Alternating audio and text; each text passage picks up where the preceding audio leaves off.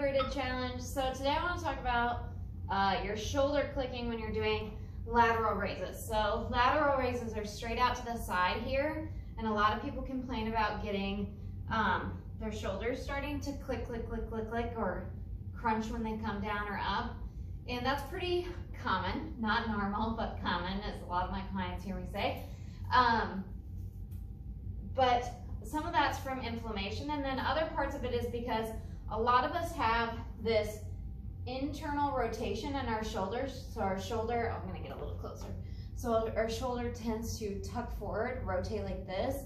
And you can also think about, as your shoulder's rotating forward, which is, we don't want this, but as your shoulder's rotating forward, you might feel your shoulder blade kind of pull forward as well. And a lot of us get knots in between our shoulder blades here and below here, and some of that is just the tightness of the pec muscle. So one thing you can do to help with that is lacrosse ball roll your pec. If you don't have a lacrosse ball, ask me for one. And then just being conscious of thinking about pulling your shoulder blade open. Now that being said, it's really easy to arch your back and think that you're pulling it open when you're not, especially that mid-back area. So thinking about rotating just the shoulder open. So then when you set up for those lateral raises, you're gonna pull that shoulder open. So I'm gonna hold my dumbbells, pulling my shoulder open. So I'm squeezing my shoulder blades together. And you may need to lacrosse ball roll in between your shoulder blades as well.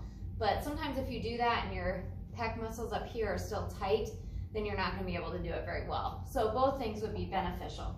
So pulling back, and then you're gonna go out to the side.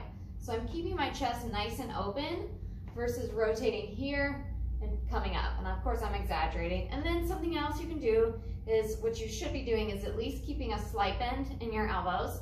But you can also totally bend your elbows and just come straight out to the side, like this, to keep some of that crunching out.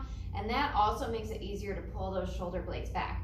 So perfectly okay to modify your lateral raises and do them that way. And then hopefully you'll get a little stretched out in your pec muscles and things like that, and you'll be more able to do those in the full version as you continue practicing.